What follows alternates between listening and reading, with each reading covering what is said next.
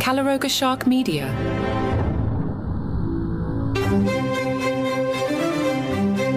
Hello and welcome to Palace Intrigue. I am your host, Mark Francis. Buckingham Palace has confirmed that King Charles and Queen Camilla will be participating in the Christmas Day morning service at Sandringham Church. This marks King Charles' second Christmas as the reigning monarch, during which he has largely maintained the traditions set by his late mother, Queen Elizabeth II, with a few minor adjustments to this year's celebrations. Announced by the palace, Their Majesties the King and Queen, along with other members of the royal family, will attend the morning service on Christmas Day at Sandringham Church. The royal family's tradition of celebrating the holiday season at the Sandringham estate dates back to 1988, initiated by the late Queen Elizabeth. This year's Christmas at Sandringham will include some notable changes, particularly regarding the guest list. For the first time, Queen Camilla's children are invited to join the royal family for the festivities. Tom Parker Bowles, a food critic, and his children, Lola and Freddie, along with Laura Lopes and her children, Eliza, Gus and Louis, will be part of the Christmas gathering. Additionally, there are rumours of Sarah Ferguson being included on the guest list, though this has not been officially confirmed. Due to the increased number of guests, an unprecedented change has been made to the venue for the Royal Christmas Lunch. This year, the lunch will be held in the ballroom instead of the traditional dining room. King Charles plans to extend his stay in Norfolk until New Year's Eve. Contrary to his usual practice of spending the New Year in Scotland, he is expected to travel there later in January. A gown once worn by Princess Diana has set a new record for the most expensive piece of her clothing ever sold, achieving a staggering 11 times its initial auction estimate. The elegant ballerina-length evening dress, designed by Moroccan-British designer Jacques Azaguri, was donned by the princess during her visits to Florence in 1985 and Vancouver in 1986. The dress was auctioned off for an astounding $1.148 million at Julien's Auctions in Hollywood as part of Hollywood's Legends event. The initial estimate for the gown was between $100,000 and $200,000, but intense bidding, which included 19 bids, pushed the final sale price to nearly double that of the previous record holder for Diana's dresses, a 1991 velvet gown by Victor Edelstein, which sold for $604,000 in January. This particular Azaguri dress has now surpassed the sale price of Diana's iconic black sheep jumper, which was bought for a then-record $1.143 million in September. Martin Nolan, the co-founder and executive director of Julien's Auctions, told The Telegraph that the gown was bought by a private individual who plans to display it and other items in the future. We had quite a lot of interest in the dress, but ultimately it came down to two people that really wanted it, certainly at those record-breaking prices.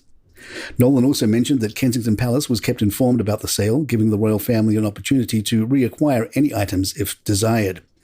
Interestingly, Diana herself sold the dress in June 1997 as part of a charity initiative encouraged by Prince William. The sale proceeds then went to charity, and history repeats itself as the dress's latest sale will benefit the New York Historical Society. The dress, characterized by its black velvet bodice with metallic embroidered stars and a two-tier royal blue organza skirt, was a standout piece. Its design was seen as a tribute to Diana's patronage of the English National Ballet and her love of dance. Diana first acquired the dress during a visit to Azaguri's store in Knightsbridge, London in 1985. Palace Intrigue will be right back. Sarah Ferguson, the Duchess of York, recently shared an update on Sandy and Muick, the last of Queen Elizabeth II's beloved corgis, which she adopted following the Queen's passing in September 2022. In a festive post, she uploaded a photo of the two dogs, humorously noting, always begging for treats as they gazed eagerly at the camera. The late Queen's fondness for corgis was a well-known aspect of her life, highlighted during her Platinum Jubilee celebrations in June 2022 when a corgi image illuminated the sky above Buckingham Palace. Now residing at Royal Lodge with Ferguson and Prince Andrew, the Duke of York, the dogs have been adjusting to their new home. Ferguson disclosed that Muick, in particular, experienced a lengthy period of mourning, taking about a year to overcome what seemed like grief. Discussing the dog's transition, Ferguson said in a November interview with This Morning, "There were two corgis that came, Big Muick and Sandy, and there were 5 Norfolk Terriers that were there too, 7 in all. And Big Muick is very, very demonstrative. He had his tail down to begin with, and then now, a year later, he's just beginning now to really enjoy himself." Dog trainer Graham Hall, host of Channel 5's Dogs Behaving Very Badly, commented on the show that the dogs were undergoing a settling-in process akin to grief. He elaborated, "It's a big deal for them. You're losing the person that you've been with, mum, and then you find yourself in a different place, so you've almost got two problems at once there. There's a kind of grieving process, and we know that dogs do go through a grieving process as well."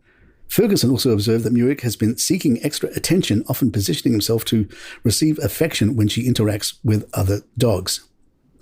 Website LBC noticed that despite their departure from the royal family in 2020 and an agreement to cease using the Sussex royal title, Prince Harry and Meghan Markle's Sussex royal website remains active.